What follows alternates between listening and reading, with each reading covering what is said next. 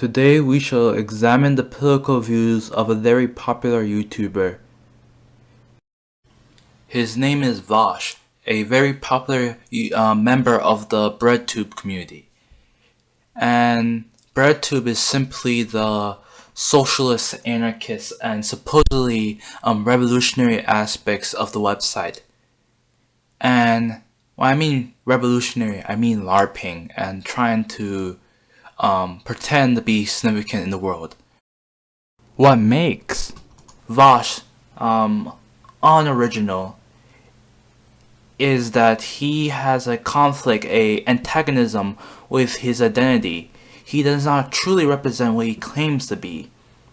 And I think it's important to really see how my justification for saying these things really applies to the minds of those that are watching the video.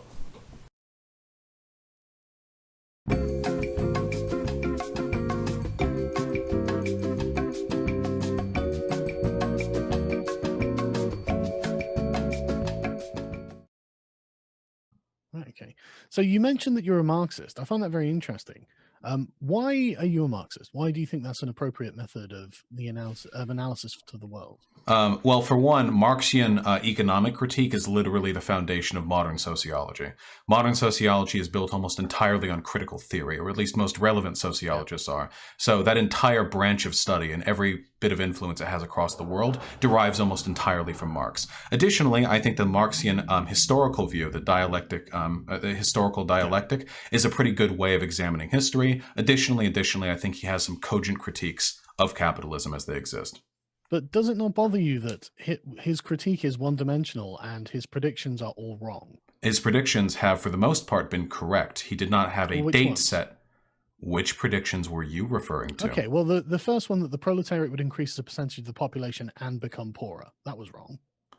Well, the actual relative level of, I'm sorry, how do you say? Economic stratification has increased significantly with a smaller number of people holding. Could you repeat what you felt he was wrong about? Yeah, he predicted that the proletariat would increase both as a percentage of the population and they would become poorer. Well, right now, wealth is being consolidated in the hands of a fewer and fewer number of people, with smaller and smaller numbers of businesses controlling. That's actually not true. There are more billionaires now than ever. That has nothing to do with what I just said. Wealth is being consolidated in the hands of a smaller and smaller group of people. That has nothing to do with whether or not there are. Yes, it is. Because the economics. Okay, hold on. The economic stratification that exists within our society has been growing, with the relative bottom 90% of the population growing relatively poorer to the wealth of the top 10%. And even within that top 10%, there's still huge. Why would you measure it in those relative terms? Because it's been 150 because we've seen 150 years of technological advancement since Marx. Obviously, people are wealthier in a flat sense. Proportionally, we are poorer now than we were then compared to the upper echelons of society. The actual result of what's happened has been the inverse of what Marx predicted. Marx did not predict that in the future, people would literally have lower relative GDP per capita. Marx predicted that there would be more proletariat, and which there are. Poorer. And there aren't. No, there are fewer proletariat, and they are richer. Well, there are more proletariat in a flat sense, and he did not say poorer in that. Well, the population of the world has gone up. That was a bit of a joke there. I hope you would caught that. The proletariat are the working men, are they not? Yes, anyone who's not bourgeois. Yeah, the industrial workers. Yeah, but that's a much smaller percentage, and they get paid more. So Marx is wrong. Wait. What percentage of the population do you think is proletariat? Oh, well, I mean, like, if we're talking just like working class, about 25%. No, proletariat means those who do not own the means of production, and it would be more in the ballpark, probably, of 99 to 95% of the population. So the middle class have become the proletariat. The middle class have always been the proletariat in a Marxian sense. How much do you know about Marx? Didn't you brag about reading Capital? I think so. No. That's literally the Marxian definition. Didn't you lie about reading Capital? No, I read it when I was like 24. Okay, this is, just so you know, the flub that you just made is like 6th grade level. Proletariat does not mean you teach Marxism in 6th grade. If you were one of my students, then you would be more educated on it than this. How about this? I find it unlikely that Just so the you know, average communist- proletariat. listen, Proletariat means worker, bourgeois means owner. If you own the means of production, Right. that is to say, if you're a business owner or you have equity in a business, you are a bourgeois. And if you aren't, you are proletariat. But that's kind of undermines your own position, because that means that the proletariat are doing really well at the moment. Well, proportional to the upper echelons of society, no. Economic stratification has increased tremendously, and in line with Marx's their grandparents, and in doing brilliant. Yes, because technological advancements have led to a general increase in the quality of life. Marx didn't say that wouldn't happen. Marx lauded capitalism for raising the standard of living for the average person. Marx lauded capitalism for being preferable to feudalism. You suggesting that he said people would be like flat poor in the future is ridiculous mischaracterization of his position. Hey, I hate to keep interrupting here, guys, but just to get a clear position, what is your positions on there being like the super wealthy, the billionaire class? I mean, that's what you guys are talking about. Well, he said that they would decrease as a percentage of the population as well, but that's not true as well. No, I didn't say billionaires. I said the bourgeois. Not billionaires, the bourgeois. And the fact, by the way, that there are more billionaires than ever is evidence that more wealth is being consolidated into the hands of fewer people. Not Vaush, you're talking. I just want clarity on your position. You're talking like that's a problem. That's something that needs to be. I'm just clarifying his misunderstanding of extremely Bayesian Marxist economics. Right. So socialists sometimes they want to cap what a person can be worth. So what is your position on that? I don't think there should be a flat cap. I think that society should be structured in such a way that there would be no way to become a billionaire. Under every billionaire, there are tens or hundreds of thousands of workers. No one just becomes a billionaire like themselves in a small project. Class warfare. You may wonder, what did Vaush said wrong in this video? It is his definition of a proletariat.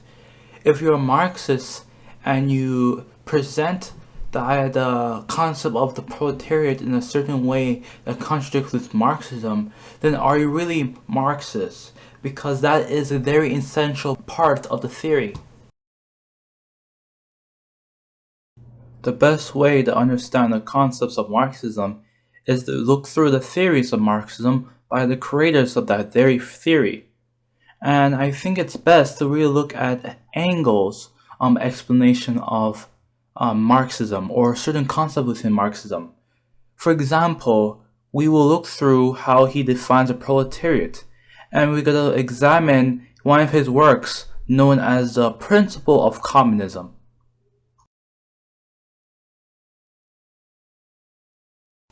The proletarian is a working class individual or a group of working class people that must sell their labor to more higher class individuals. It is true that a proletarian does not own their own property, but a proletarian does not own property because they must sell their labor. Remember that. It's not just because of property that makes them that very class, but the very thing they must do, the very purpose they serve, is what makes them proletarian. This definition that Vaush has, that if you do not own private property, you must be a proletarian, is very misleading. This definition that Vaush offers is a very reductionist or simplistic understanding of what a proletarian is.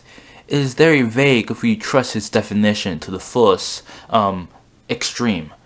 For example, a upper middle class person that does not actually buy any mansions or any things that can truly be called private property would actually be considered a proletarian, not because of their wealth, not because of their anything in general, but just because they do not own private property, even though they are rich and have considerable better lifespans and living conditions compared to the lower class people, for example, lumpen proletarians. And lumpen proletarians are not called proletarians simply because they do not contribute to society's labor. What makes a lupin, well, lupin is because the very fact that they do not actually have employment in traditional forms of labor. A lupin does not actually own property, but that does not make them a proletarian. Lupin proletarians are called lupins because they do not have anything that will allow them to sell labor. They are unemployed, or they work jobs that do not actually produce anything that is considered real employment.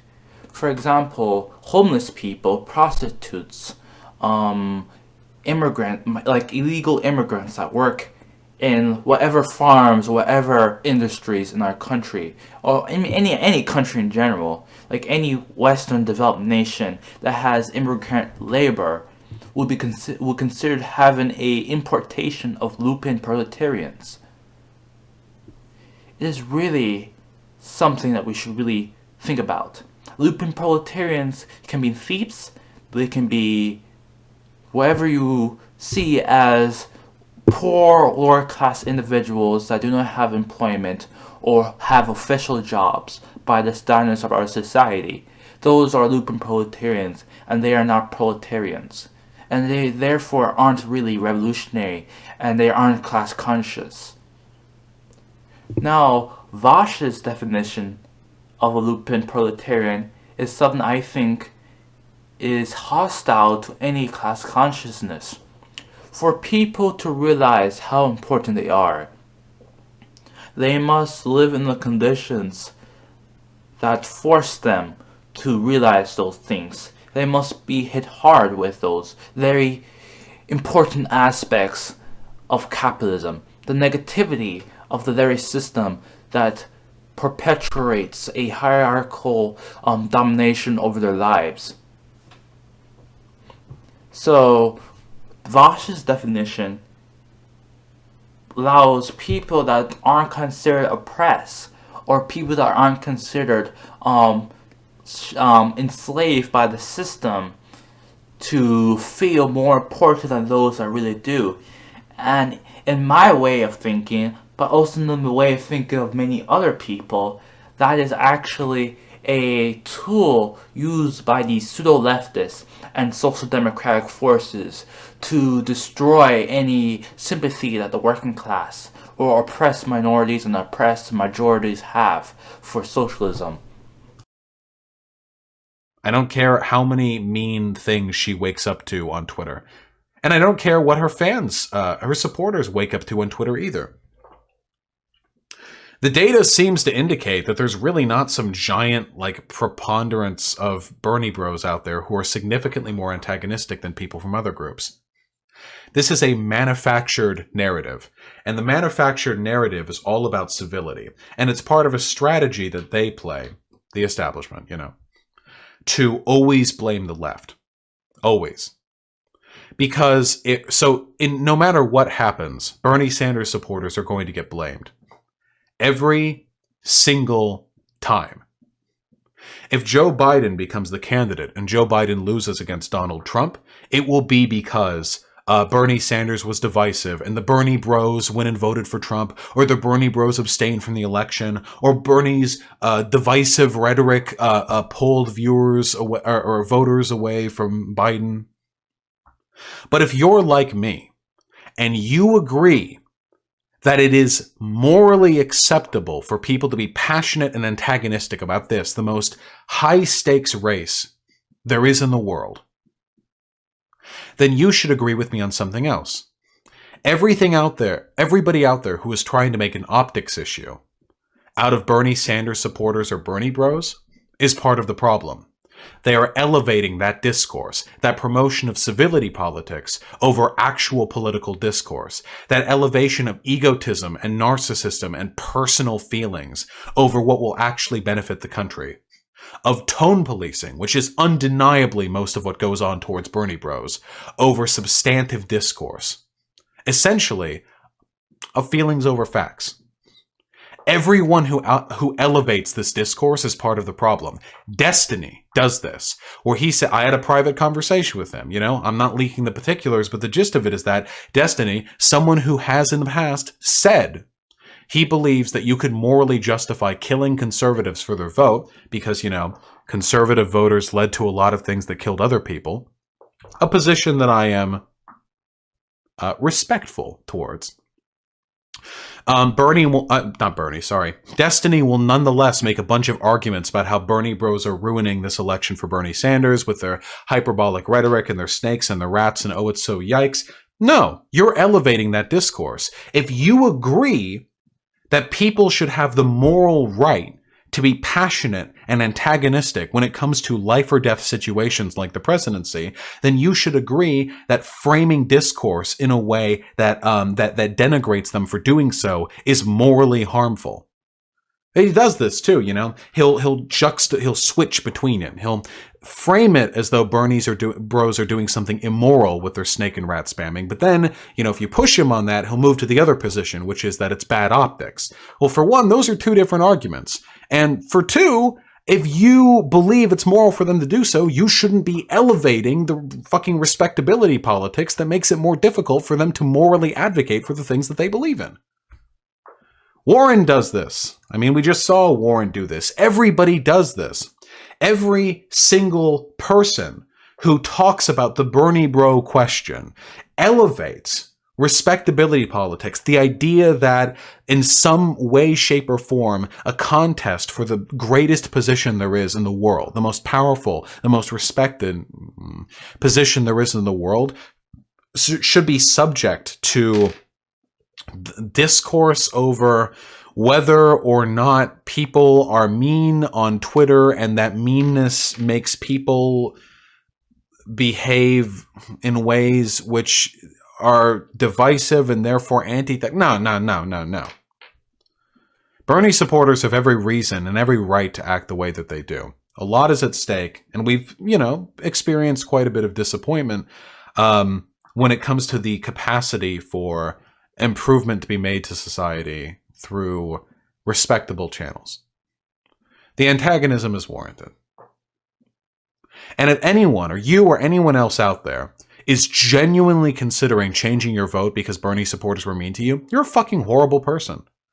You're a horrible human being.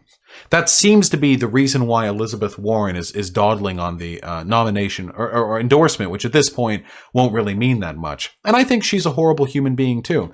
Quit elevating your personal fucking feelings, your personal hurt baby feelings over substantive moral assessments over which candidate would be better for the United States of America. If you consider yourself a progressive and you vote for Biden over Bernie, you're not a progressive. You simply are not, because you're not acting in a way that progressives would act. That is the flat line for being a progressive. I'm very sorry. It's doing progressive things. There's nothing progressive about throwing your weight behind an establishment candidate. Certainly not with Joe Biden's record. Anyone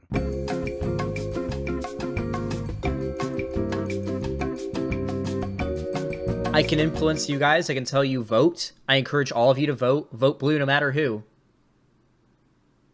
I don't want to hear any shit, even if it's a fucking Biden that ends up being the Democratic nominee. Vote for Biden, because Biden is closer to our fucking end goal than Trump is, okay? And I will beat the fuck out of you if I find out you didn't vote. If I find out one of you guys didn't vote and you're of legal age and you had the ability to vote and you weren't like stuck at work or something, I will fucking beat your ass in game. You better fucking vote if you're old enough to vote. Vote. Fucking do it. Anyone who changes their vote based on Bernie bros is a piece of shit. And anyone who elevates discourse over the harm Bernie bros do to the respectability of the presidential race is also a piece of shit, because you are contributing to the worsening of discourse.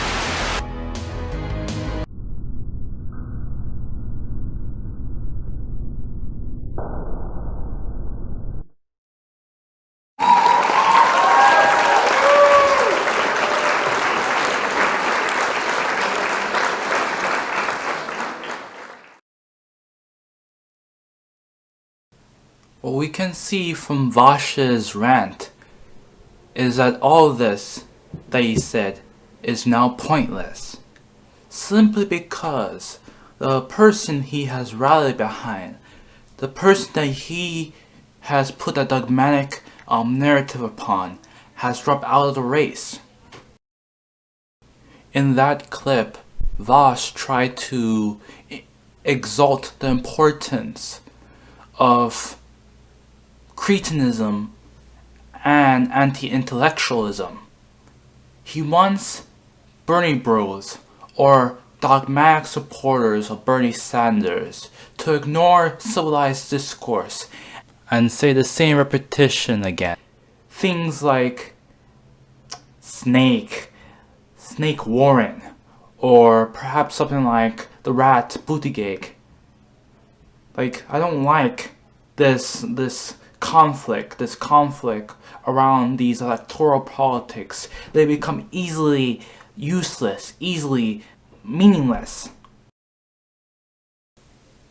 But anyways, I don't get why they are so bound to Bernie Sanders. These so-called socialists are so bound to this capitalist individual.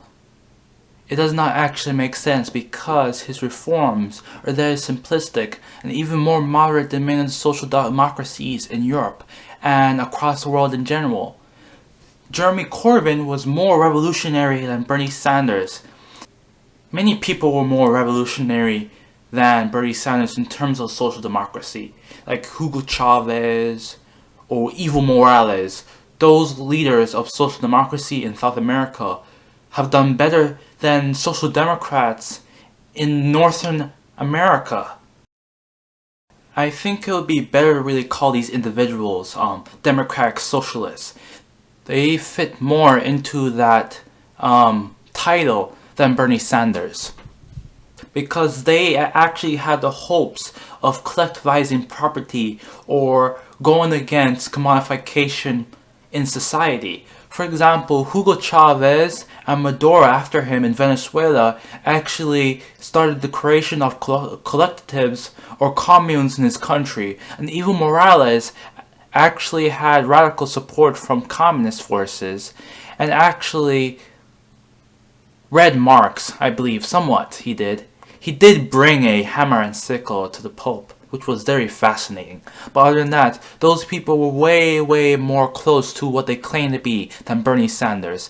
And I have sympathy for Bernie Sanders. I have sympathy for social democrats. But you must realize that being bound to these people is not going to help you in any way, especially since they're going to lose.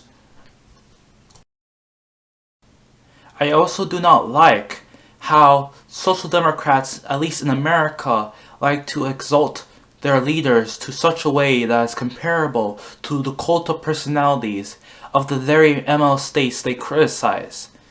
And when they do this, they treat these leaders as disciples of a theory that would actually solve all the world's problems. But in our postmodern or post-industrial society, that is not simply the case. When ideals start to actually affect society, they will never reach their end goals. They will never actually create utopias. Utopias are inherently impossible. Even communism in its highest stage won't happen. And I guess in America, social democrats that LARP as communists are bound by this peaceful transition into this type of fictionalized, never to really be realized society.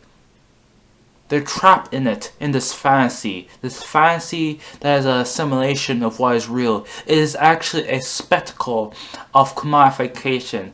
It is the accumulation of these lies created by the very system they criticize. Another significant reason why Vaush isn't a Marxist is that he's a bourgeoisie socialist. And bourgeoisie socialists, according to Engels' definition, are people that support reforms or simple welfare for a society. The bourgeoisie socialist has no interest in actually abolishing private property. They have no interest in collectivizing anything in the interest of the working class.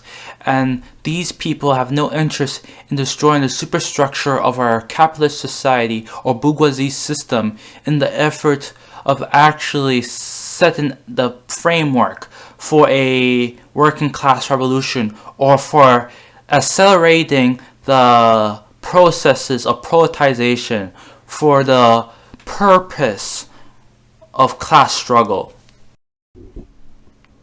So the main problem is that since people like Vaush support Bernie Sanders without really going to big details about what he believes in, that is what Bernie Sanders believes in, then I do not think you should really be called a Marxist in any form. And I also think if you're a market socialist, you will fit perfectly into this definition that Engels has displayed to many people, many individuals. What we realize here is the biggest form of LARPing I've seen on the internet. That's all. It's LARPing. LARPing this, LARPing that, pretend to be something important. Role-playing like the Knights of Medieval Time, and also the Holy Roman Empire. But I'm getting off topic. By Engels' definition, I would be considered a democratic socialist. That is simply because I have interest in revolution in terms of the Marxist concept of what revolution is. But unlike the Marxist that seeks communism, I am just concerned with reaching a certain form of socialism that is not really the extent that people like Marx or Engels wanted to go. And to Engels' opinion, such individuals are actually people that communists can cooperate with.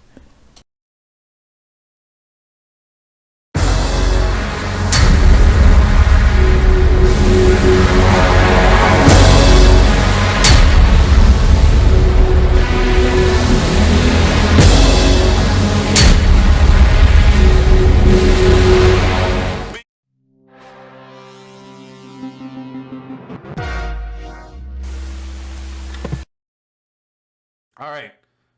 Communist crapshoot. Sup? Right. So, Vaush, I wanted to debate you on IDPOL and market socialism. IDPOL first, but before I do that, I've got a few questions I got to ask you. Yeah, hit me up. To clarify your position on some stuff, so I know how to, what angle to approach this from. Yeah, hit me up. All right. So, first, do you consider, just the use of IDPOL a form of valid praxis, or just something we should do on principle? I think it's praxis. I think there's a fundamental relationship between promoting hierarchy between promoting worker rights and promoting the rights of other marginalized communities. I think these movements tend to be synchronous. Okay, all right. And would you, which brings me to my next question, would you consider class a form of identity or a material position in society? I don't think there's a difference. I think the distinction between material identity and or material status and identity status are two. I think it's kind of dumb, to be honest. For example, we consider race to be IDPOL, but no. You're born into a racial class. There's some fuzziness when it comes to the half Cubans, are they white? Is Esteban Beneblo, is he white? Stuff like that. But for the most part, the racial makeup a person is born into is every bit as determinate and material a set of circumstances as the income of their parents and their relationship to the means of production. Well, what about races that aren't skin deep? For example, Ashkenazi Jewish, Sephardic Jewish, maybe you're Hispanic, but you're, for all intents and purposes, you look white. Would you consider these sorts of things to be the same as, the more obvious, racial category? Or, and by the way, I'm not arguing in favor of them, just, as you said, that's how you're born into it.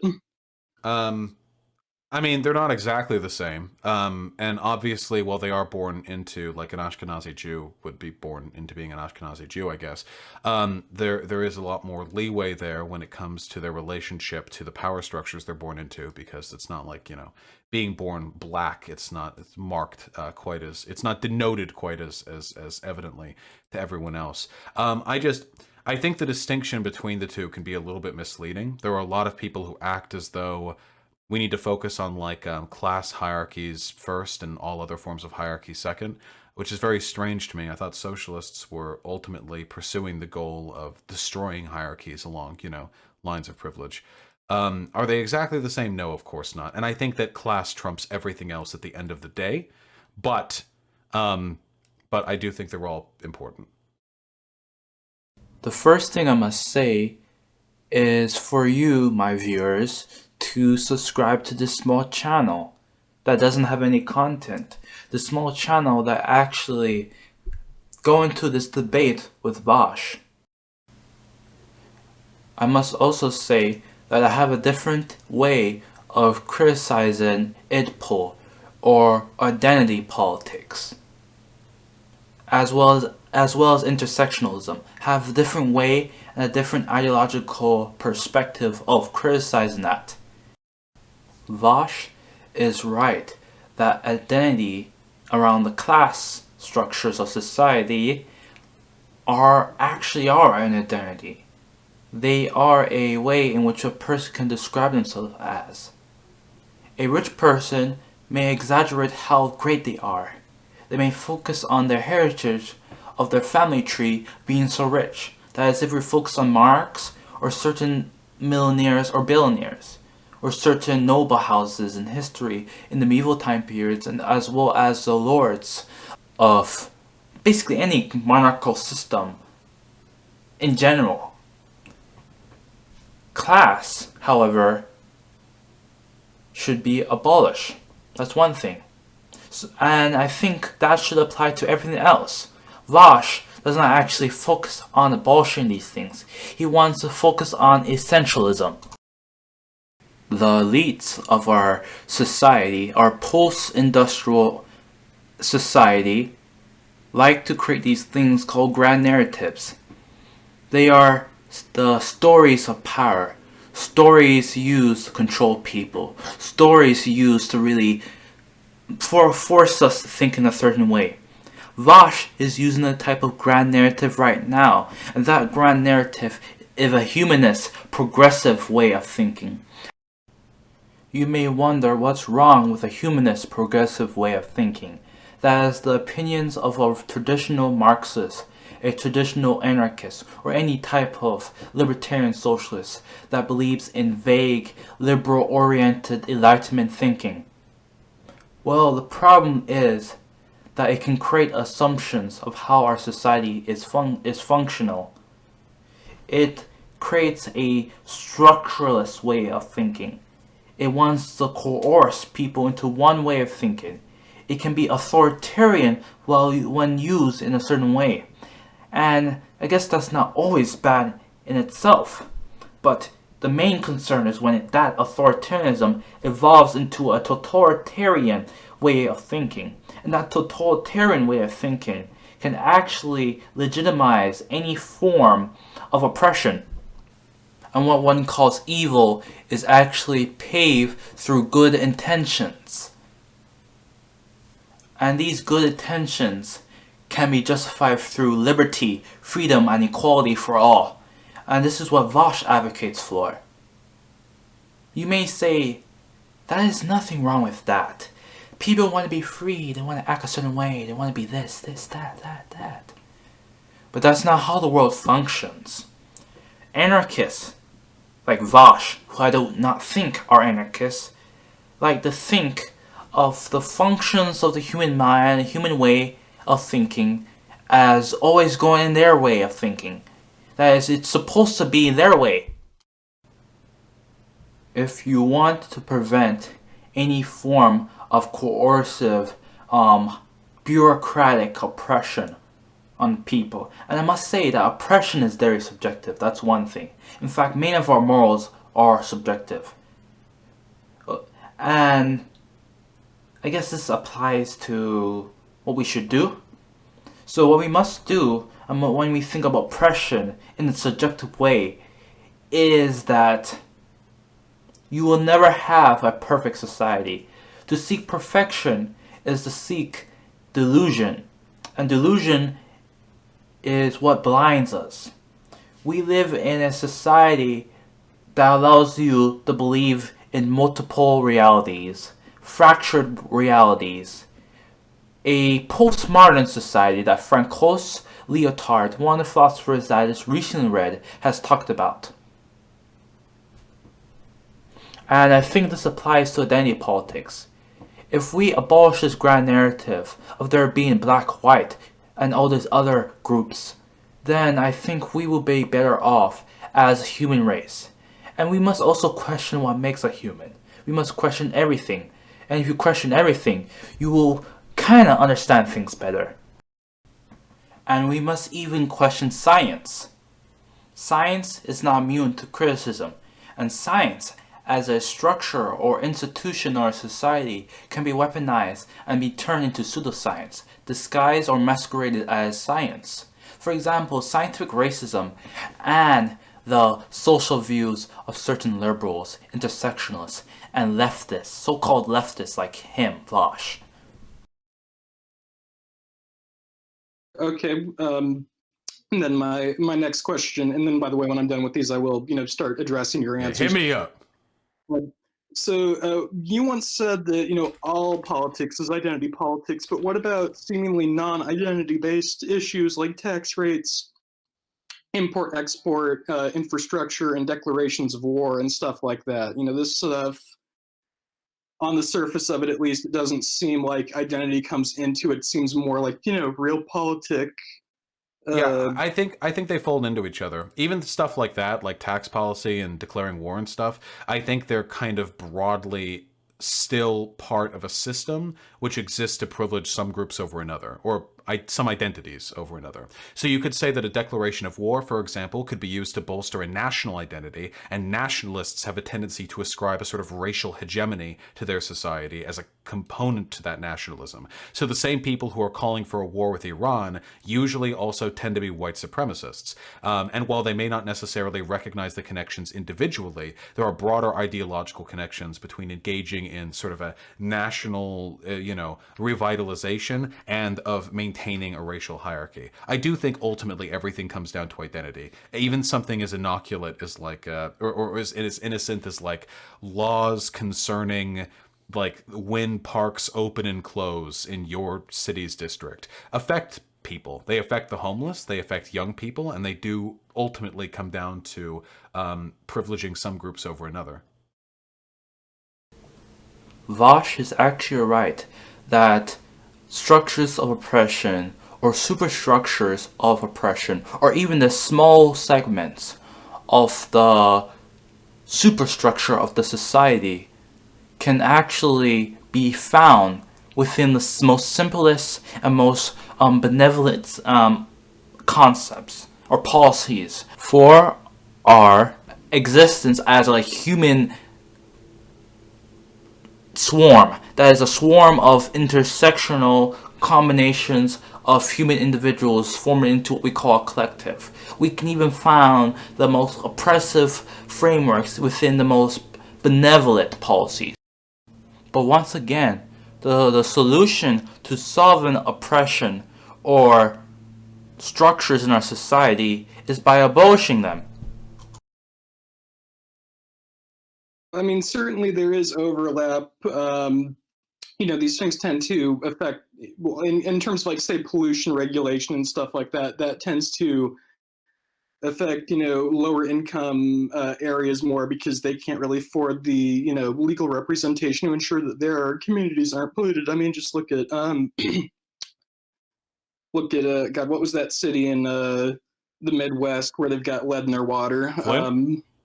Yeah, Flint, Michigan. Just look at them, But, the question is, should that be a racial issue, or should tackling that issue be just a matter of firm, universal, industry regulation, rather than just being like, oh no, these poor black people and take it to that area in terms of the framing of the debate. Well, why can't it be both? It wouldn't have happened if they weren't poor, and it probably wouldn't have happened if they weren't black. Those two things had to, coincide with one another. Wealthy people are never going to be subjected to the kind of substandard housing regulations that would lead to having lead in their water, or not broadly wealthy communities.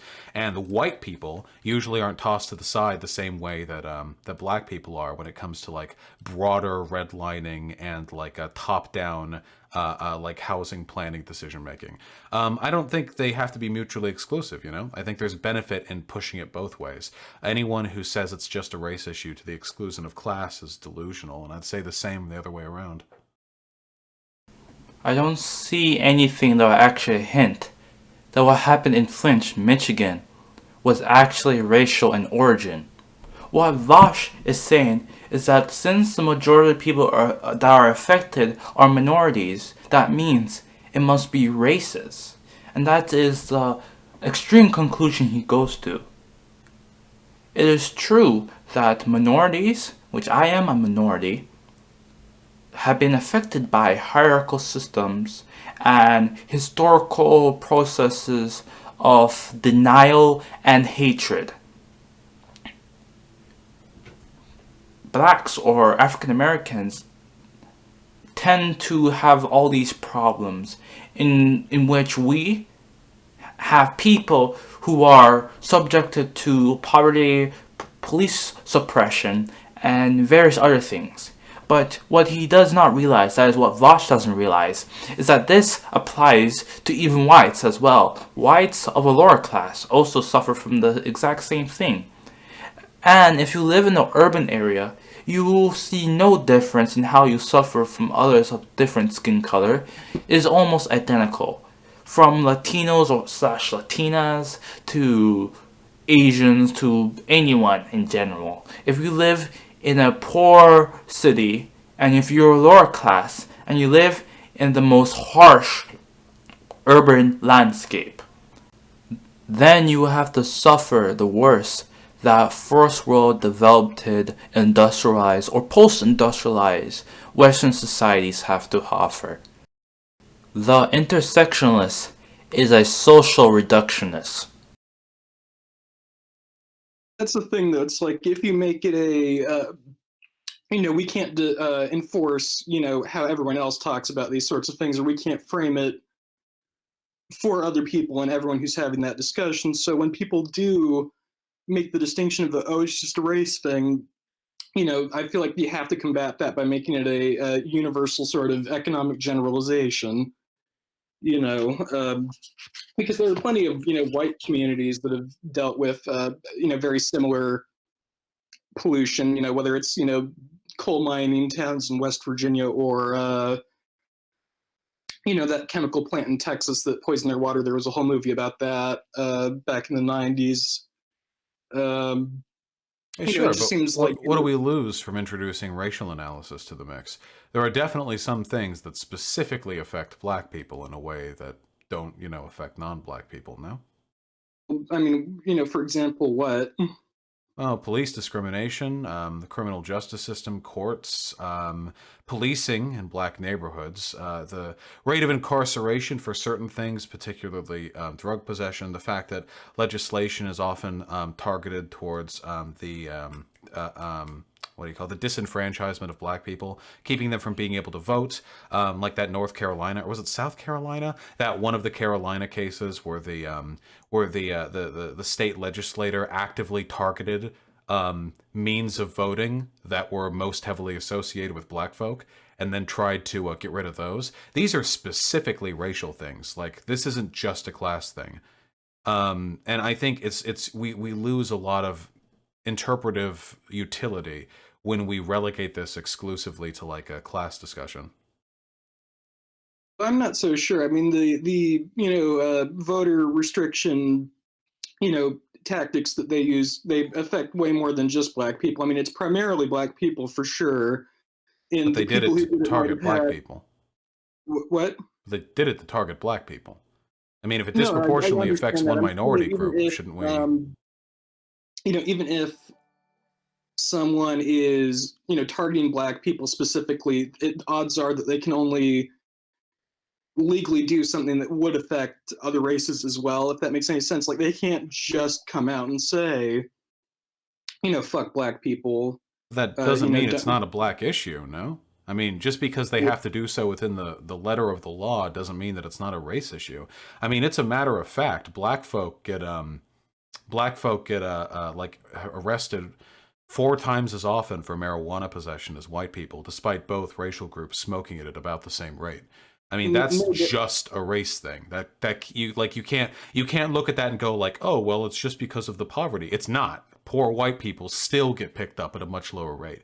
It's because of race. The reason why so many people of color are actually in such poverty is because they are simply poor. Poor through the material conditions that will eventually be mentioned in the video that I am reviewing.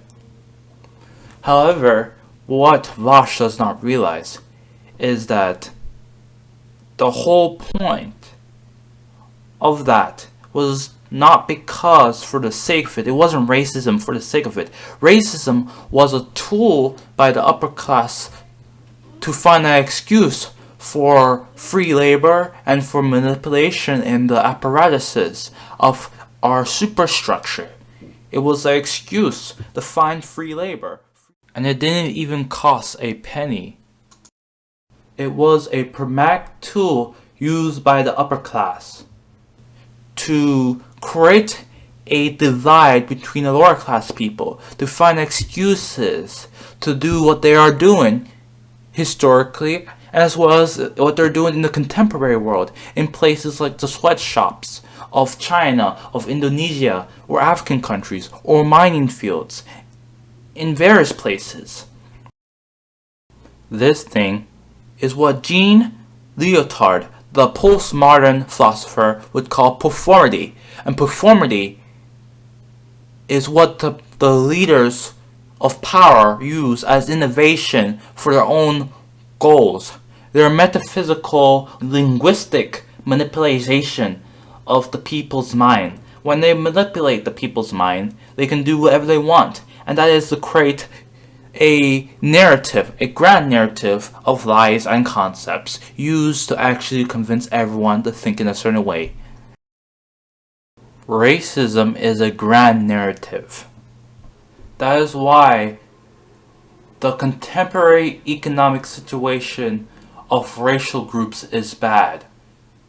That is because their situation is a legacy of a tool that has lost its purpose in existence. No doubt. I mean, there's definitely racial biases in law enforcement, but you can't honestly believe that there's never been a, white person who's been, wrongfully incarcerated for, marijuana possession. I mean, it's anecdotal, but my cousin actually was sent to that tent prison in Arizona for marijuana possession. That was run by Joe Arapaho, that bastard. And he's white, or Jewish rather, but still. Oh, so white. I see. No, I'm kidding. No, wait. What relevance is that? Black people are disproportionately targeted. I'm not saying it literally only happens to black people. If I wanted to look at it, there are probably a lot of policies that disproportionately target the poor that also affected a few wealthy people too. I could probably look at a city and find redlining lines, like which districts have been targeted with more punitive policing and housing policies. And then maybe I can find a few shop owners in there, petite bourgeois. And then I'd say oh, it's not a class issue. Look, it affects the bourgeois too. No. It doesn't have to affect only one group to the exclusion of all others. It just has to affect a group disproportionately for it to be an issue for that group. No, I understand that. I'm not saying that, minorities do not have it rough in America or even have it worse than the average white person. I'm just saying that in terms of effectively combating this stuff, you want to get as many people on board as possible. And the way that the, racists have to go about, enacting these sorts of that was a different point. So you're saying you don't want us to advocate for black issues specifically because it's alienating to non-black people? That's basically it, and I don't see I just don't see the value, I suppose, in making something, framing something in an identity issue rather than a class issue. Because because identity is a form of class, and it's not a matter of framing. It is mathematically a race issue with the issues we're talking about here. It's not a matter of interpretation. It is specifically and overwhelmingly targeting disproportionately racial minorities. That's an empirical concern right there. And as for your argument that it would be alienating, it's alienating to discuss class issues. I don't know if you've noticed, but it's not like most poor folk are socialists, you know? Go to any of the Midwestern or Southern states and ask your random poor folk. You're probably not going to find yourself a Bernie supporter. All identity issues are fundamentally alienating, but we have to overcome that alienation and work together as a collective if we want to make positive changes. If we did what you're suggesting, we never would have gotten rid of slavery or the Jim Crow laws, because we would have just been like, oh, well, there are some white slaves too. Let's just focus on the class issue. The problem with Vaush's narrative is that he thinks that the class issue would actually obliterate the social issues if it was exalted to a certain extent. The biggest problem with this, exactly, is that, at least in my opinion, the racial issues are started through the class issues. That is that many of the conditions, the social issues that are very rampant in our society are affected by the economic frameworks. There's no real distinction. Everything intersects. There is a swarm of different topics that have to connect to each other.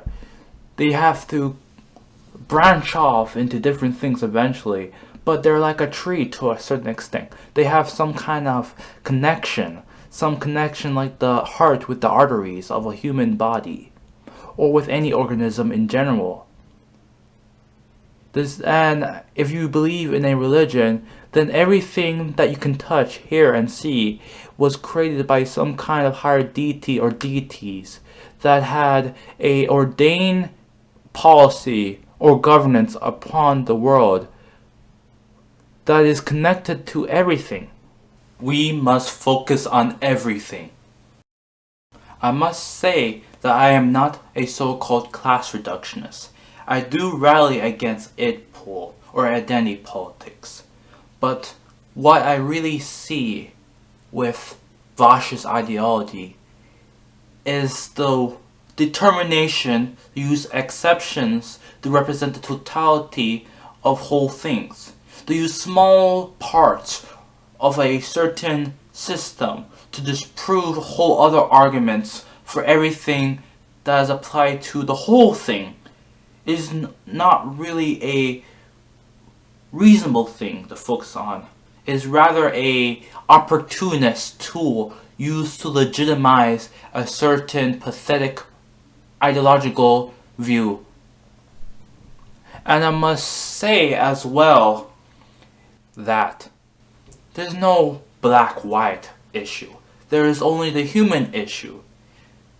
The slavery in America, slavery in Romania during the time in which gypsies were treated in such a horrible way comparable to African Americans, and slavery in China have in common what we can call a human condition.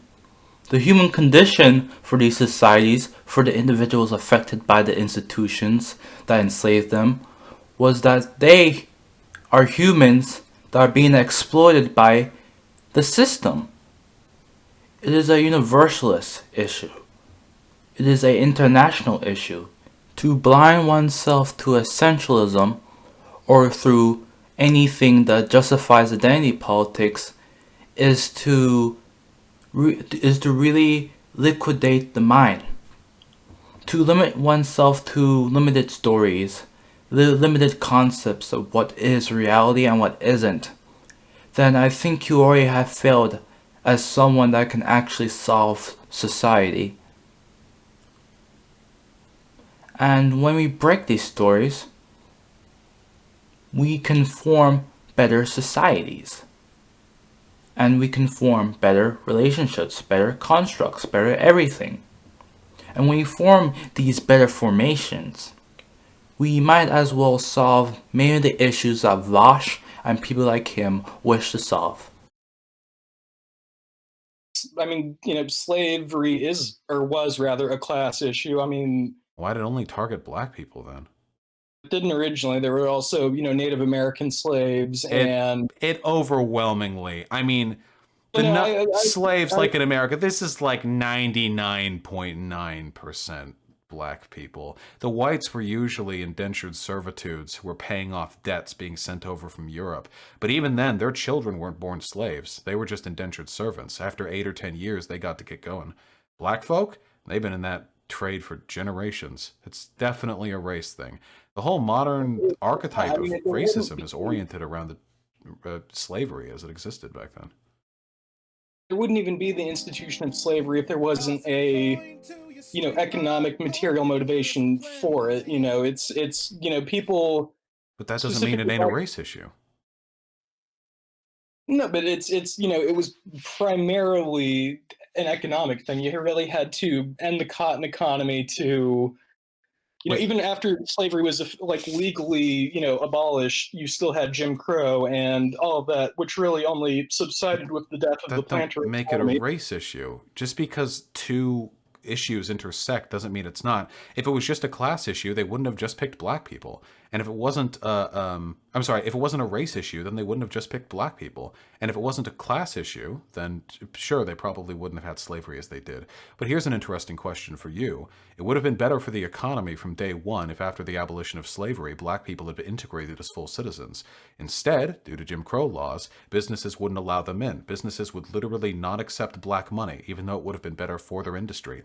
And as we know, enfranchised, educated, literate citizens are much more economically productive than disenfranchised, illiterate, uneducated citizens. And yet, we kept black folk in the state we did for nearly a century after the abolition of slavery.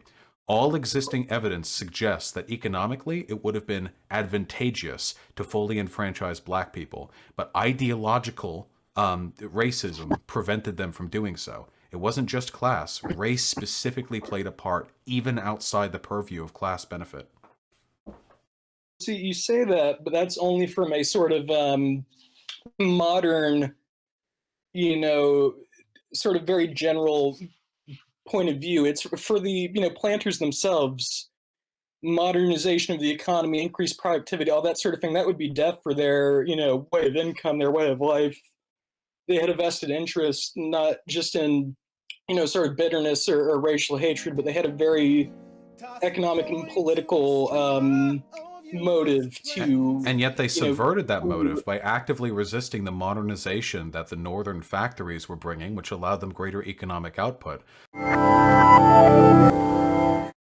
Why were most slaves in the New World Africans, especially considering West Africa is thousands of miles away from the Americas and Europe?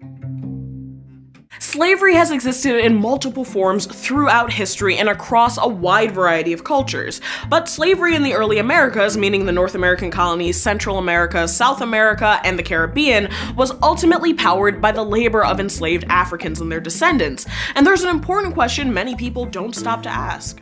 Why Africans? There was nothing inherent to the social or psychological makeup of West Africans and their descendants in the 17th through 19th centuries that made them more prone to enslavement. So, to get to the heart of our question, we should first ask ourselves, why did Europeans set out to colonize the Americas to begin with? Okay, so before I dive into the answers to these questions, I think it's important to note that there is no such thing as benevolent slavery, since any system that's predicated on the exploitation and extraction of labor through violence and force cannot be considered fair. However, the purpose of this rough timeline is to sketch a comparison without creating hierarchical values of assessing harm inflicted on enslaved people. To set the scene of the early American colonies, European powers such as Spain, followed by Portugal, the Dutch, British, and French, ventured out in search of conquest and capital. Their early explorations of the Americas, starting in 1492 and continuing up until the 18th century, weren't driven by wanderlust and a desire for adventure, no matter what Disneyfied versions of colonization we learned in the movie Pocahontas. Instead, they were looking for one primary thing: wealth. and this could mean gold and silver, or it could mean land, farmland, and commercial crops. The driving incentive for exploration was to increase European power and to fatten the royal coffers. But initially, slavery was not the source of this wealth. The early Spanish colonists to Central and South America in the 16th century wrested control of silver and gold mines that had been controlled by Incan and Aztec empires. By forcing native groups to extract silver and gold from the mines they had already established, colonists were able to meet their desires for high profits with low labor costs, aka no labor costs, because they weren't exactly intent on paying anyone. And the colonists were brutal. By working native people to death, cutting off limbs if they didn't extract enough materials quickly, or threatening them with murder, the Spanish were able to increase their mining efforts in these regions and to meet their specific demand for increased wealth throughout the 16th century. And despite European expectations, in other regions like North America or the Caribbean, there weren't huge repositories of gold and silver to send back to Europe. But even though there was little precious metal to be found, the monarchies and the early colonists who arrived in these areas were equally intent on yielding high profits. So they turned to crops that yielded high profits like sugar, tobacco, rice, and later cotton. In order to assure the highest profits, they began to look to slavery, since European laborers and indentured servants required payment or other forms of protection. So next we have to ask, when did colonists in the Americas turn to the African continent as a site for extracting slaves? The first enslaved Africans arrived in the North American colonies under control by the British, the areas that would later become part of the US, in 1619, when 20 were forcibly transported to Jamestown, Virginia by the Dutch. But the first enslaved Africans had arrived in the Caribbean and Latin America prior to that, starting as early as the first decade of the 16th century. Because remember folks, the colonies established in the Americas, plural, cover South, North, and Central America plus the Caribbean, and not just the present-day US. But the transportation of African people into slavery began before the colonization of the Americas. According to an article by Professor Dr. Hakim Adid, the Portuguese began enslaving Africans in the 15th century when they arrived on the African continent for the purposes of trade. Around that time, they were enslaved Africans among other enslaved and free populations in Portugal.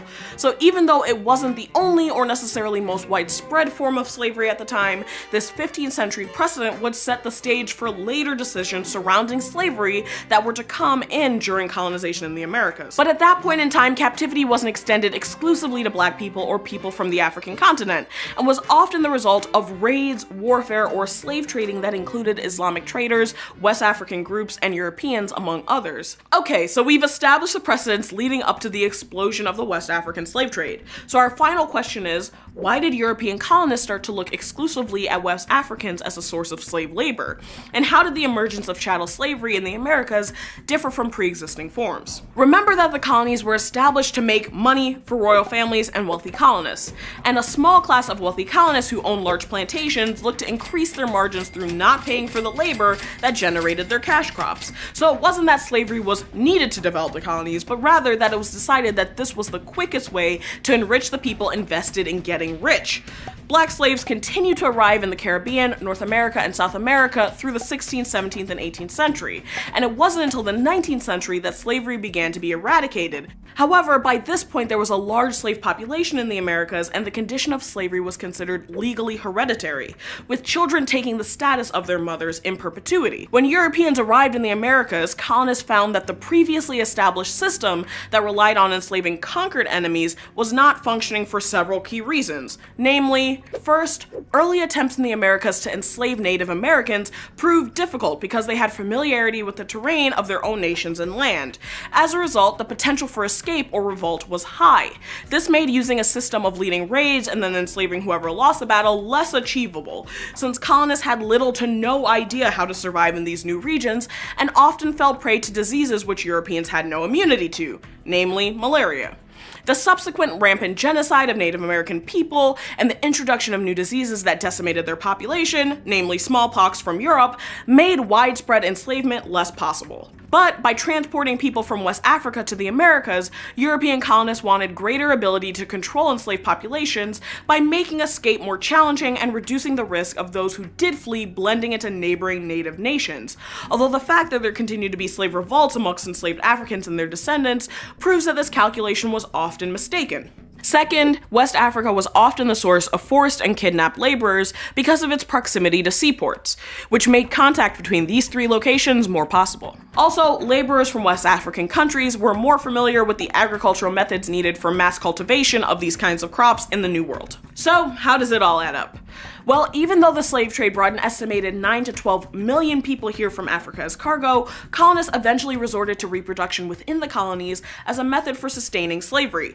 This meant that slavery could be passed down as an inherited status from mother to child. And to justify this never-ending enslavement, we started to see the evolution of false race science and racialization used as a justification for why one group of people, specifically people of African descent, were the only ones who could be enslaved. But this shift erased the reality that prior to turning to West Africa as a labor source, slavery existed across racial lines and was dictated more by battles and military capture than by skin tone. The resulting idea we had about race evolved out of a desire by people engaging in the slave trade to find an after-the-fact justification for enslaving people from one specific region over others. This history of racialization is covered in our episode on the origins of race in the USA, so check that out if you want to learn more. Mr. President, I have a brother about 14 years old. A man hired him from me and I heard of him no more. He went and sold him to McGree and they's been working him in prison for 12 months. I asked him to let me have him, but he won't let him go. For a period of nearly 80 years between the Civil War and World War II, black Southerners were no longer slaves, but they were not yet free.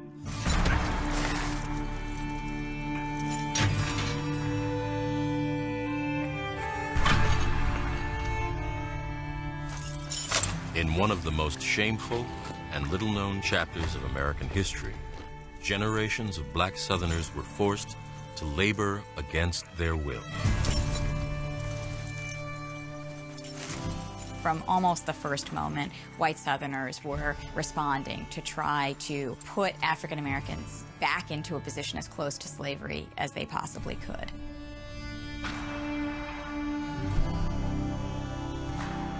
The Old South and what was quickly becoming the New South could not proceed without the work of African Americans.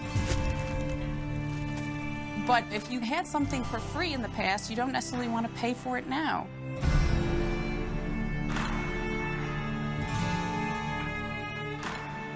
It was a straight, simple, exploitative system. There was only power, there was only force, and there was only brutality.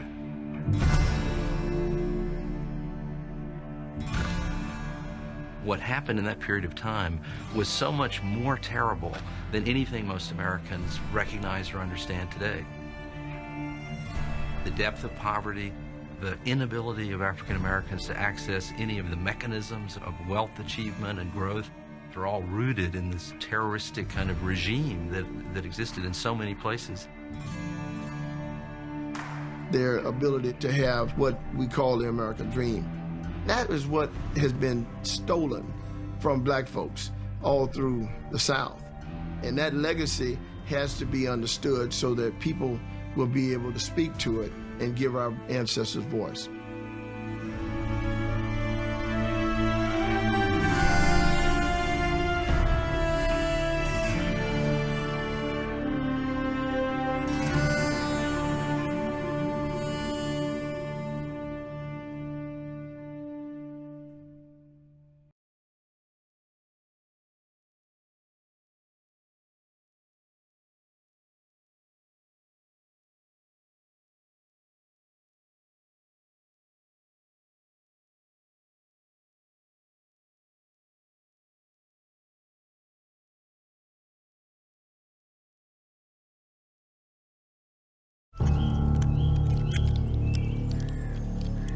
Black laborers who insisted on better wages and working conditions were regularly met with threats and violence. Vigilantes lynched whole families and used the bullwhip on men and women as they had in slavery days.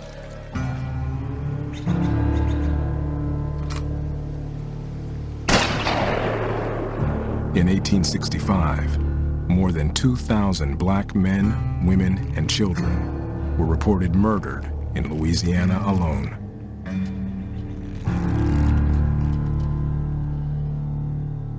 The violence in the South was a way to reestablish white supremacy. These gangs of whites pick out the guy who's trying to save his money, who's trying to get ahead. A man who is an inspiration to other black people in the community. He's the one that gets murdered. It amounts to systematic culling of alpha males from the black community. The Southern legal system became an instrument of intimidation.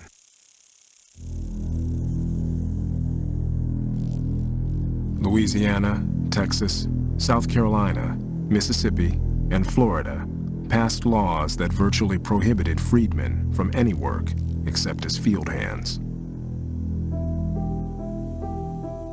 The laws were called Black Codes. The aim was slavery without the chain. The Black Codes were laws passed to control and restrict and constrain the lives of the freed people, essentially rendering them bondsmen again under law.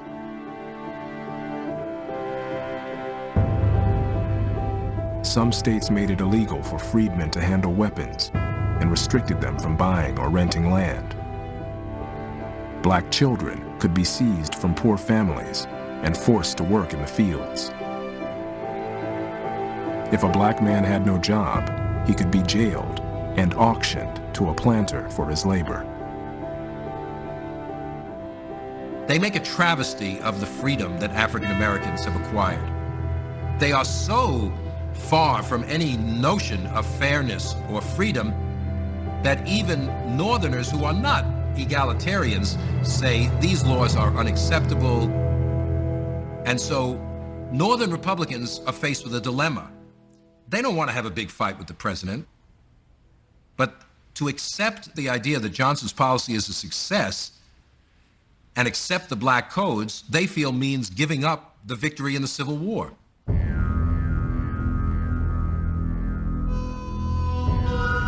To Louisiana's black veterans, one freedman offered this advice: I would say to every colored soldier, bring your gun home.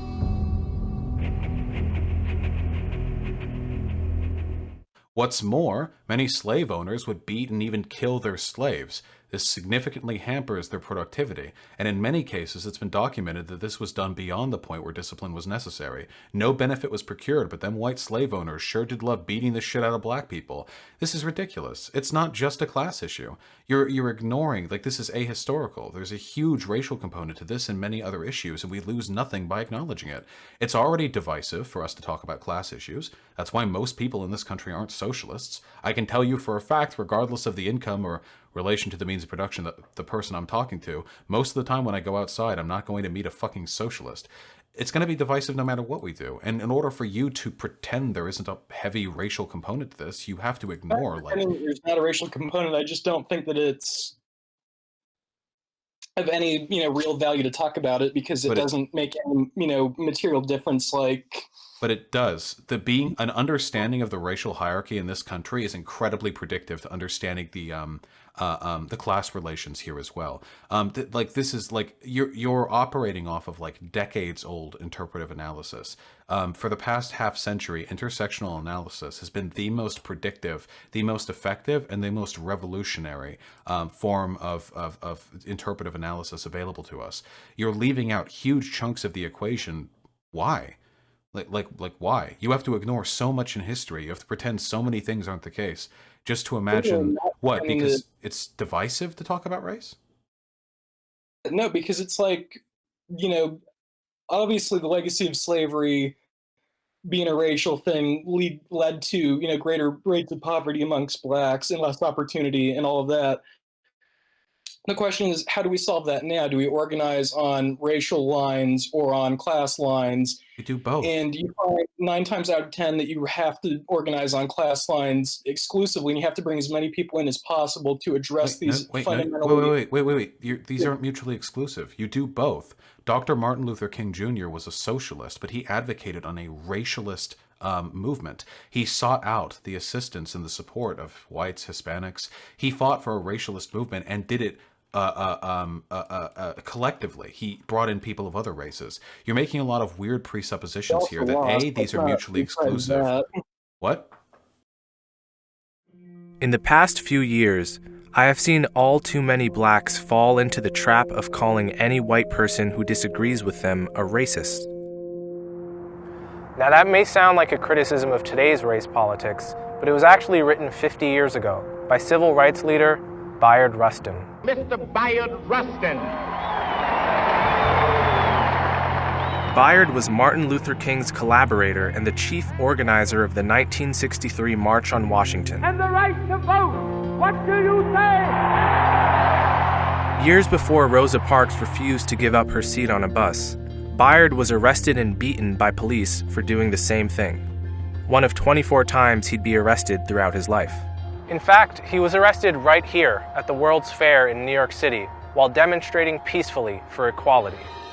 If you've been paying attention, you may have seen Bayard popping up a bit this Black History Month. Bayard Rustin was one of the most important figures. I think that Bayard Rustin is one of the people who's kind of almost criminally under-recognized. It's heartening to see Bayard entering the public consciousness. A civil rights hero was almost erased from history all because of homophobia. But these portrayals mostly focus on his identity. He is black, gay, socialist pacifist, right? Like, he's actually America's worst nightmare. He was openly gay, he was a socialist, he was an organizer. That's great, but what's missing are his actual ideas. And why is that? Well, his intersectional credentials fit the spirit of modern activism, but his ideas, not so much. The problem can never be stated in terms of black and white. The point of Black History Month is to give a fuller account of history, unflinching and honest. If we cherry-pick our heroes and then cherry-pick even smaller parts of their legacy to match our pre-existing beliefs, we are merely paying lip service to that mission. If a bigot says to me, the sun is shining. If the sun is shining, I say, yes, the sun is shining. Because I want to tell the truth. I'm a writer and race commentator, and Bayard Rustin holds a special place in my heart. I've lost count of the times I've had a seemingly original thought about race relations, only to realize that Bayard beat me to the punch half a century ago. He opposed affirmative action. He opposed reparations for slavery. And he even opposed the concept of African American studies as a unique discipline. Take the recent blackface scandals. In 1951, Bayard argued against banning blackface minstrel shows. He believed that the very existence of minority groups depends on the freedom of expression and civil liberty. Imagine that in 2019. Bayard saw trouble in the new direction of black activism in the 1960s. He worried that the movement was prioritizing divisive displays of righteous anger over the inclusive coalition building that had led to successful civil rights reforms. Today I see the same divisiveness on display in the tendency to take issues that affect Americans of all colors, whether police violence, criminal justice policy, or education reform, and frame them in exclusively racial terms. Bayard's commitment to humanity over racial politics ensured that he would be attacked from all sides. Sir, I'm a Tom, and I'm prepared to be a Tom when I can save women and children from being shot down in the street, and if you're not, you're nothing but a fool. Bayard was a lifelong socialist, a friend of the labor movement. Most people associate socialism with the liberal left, and therefore progressive racial politics. But Bayard had true socialist convictions. No economic or social order has ever been developed on the basis of color. It must be developed on the basis of class. Which led him to oppose affirmative action and reparations, instead advocating a federal jobs guarantee, a higher minimum wage, and universal health care. Bayard criticized another trend that's on the rise today. He called it white liberal syndrome. This syndrome causes white liberals to expect less from blacks out of a desire to signal their awareness of racism. A recent study from the Yale School of Management found that white liberals use simpler words when communicating with a person they assume is black rather than white. Conservatives, on the other hand, show no racial bias. Another symptom of white liberal syndrome? The belief that white people have no authority to talk about race issues. Bayard saw this attitude as another way in which whites exploited blacks. Not for money or for power in this case, but for moral absolution. Or as he put it, Negroes have been used and exploited in many ways by white Americans, but it is only recently that they have been asked to satisfy the masochistic craving of disenchanted liberals for flagellation and rejection. A full account of Bayard Rustin means valorizing him not only as a black man or a gay man, but also as an intellectual. Reducing Bayard to an intersectional prop is a symptom of a much larger problem. Our failure as a nation to converge around a set of values that don't depend on our own particular identities. Bayard said it best. My activism did not spring from my being gay, or for that matter, from my being black. Rather, it is rooted fundamentally in my Quaker upbringing and the values that were instilled in me by my grandparents who reared me.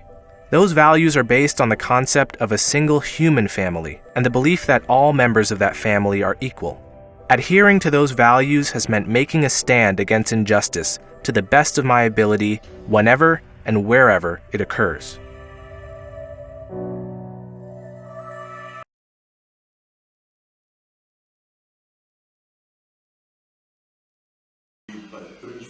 She's facing allegations of fraud and corruption.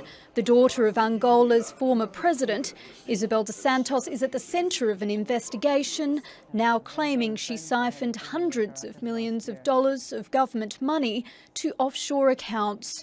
Speaking exclusively to Al Jazeera, she called the corruption probe an orchestrated attack against her, saying her wealth is self-made and she hasn't done anything wrong. This is a very concentrated attack. It is an attack that has been very, very well coordinated. It's an attack that is very much coordinated between foreign media that is acting together with the Angolan authorities to try and create a false perception of my business. Her father, José Eduardo dos Santos, ruled Angola for almost 40 years, until 2017. The International Consortium of Investigative Journalists obtained papers which it says shows he gave his daughter big chunks of some of the country's most valuable resources, as she built a business empire that stretched from telecommunications to banking and construction. Prosecutors froze her bank accounts and assets last month. Our investigation, which took 8 months and more than 100 journalists to complete, found that Dos Santos, aided by her sort of a cadre of Western advisors, funneled hundreds of millions of dollars into offshore shell companies, and from there into all kinds of assets, including luxury homes and big businesses. Before being forced out by her father's successor, João Lourenço, Isabel dos Santos headed Angola's national oil company, Sonangol. But the new government suspended some of her projects and seized an estimated $1 billion worth of assets in a corruption drive. Last month, her half-brother, José Filomeno, went on trial for corruption. He's pleaded not guilty. Angola is rich in oil and diamonds, but it remains one of the world's poorest countries, with a staggering wealth gap. The ICIJ also accuses Angolan government officials, as well as Western financial firms, lawyers and accountants, of helping Isabel dos Santos stash away public funds. The Portuguese authorities are possibly investigating, and other governments around the globe are likely to take a closer look at some of the money that's flowed through their financial systems. Despite her legal troubles, dos Santos remains defiant. She's even considering running for president in Angola's next election in 2022. Nicola Gage, Al Jazeera.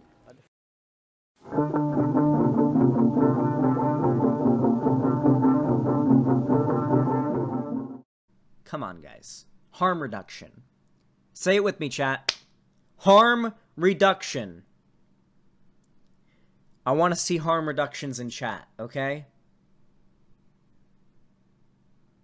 Harm reduction. I know it sucks. But we're riding with Biden, okay? Type 1 in chat if you're riding with Biden. Listen, you don't have to you don't have to do it happily. You don't have to have a smile on your face when you do it. But y'all motherfuckers better be riding with Biden. Because if you type a 2 in chat right now and you aren't riding with Biden, you're voting for Trump. You're a Trump supporter now. If you're writing 2 in chat, you're a Trump supporter now. I'm just saying. I don't make the rules, guys. I don't make the rules. You're a Trump supporter now. You hate trans people. You hate all these marginalized groups. You're a Trump supporter now. Don't know what to say. Tough. Okay. Please. Harm reduction, everybody.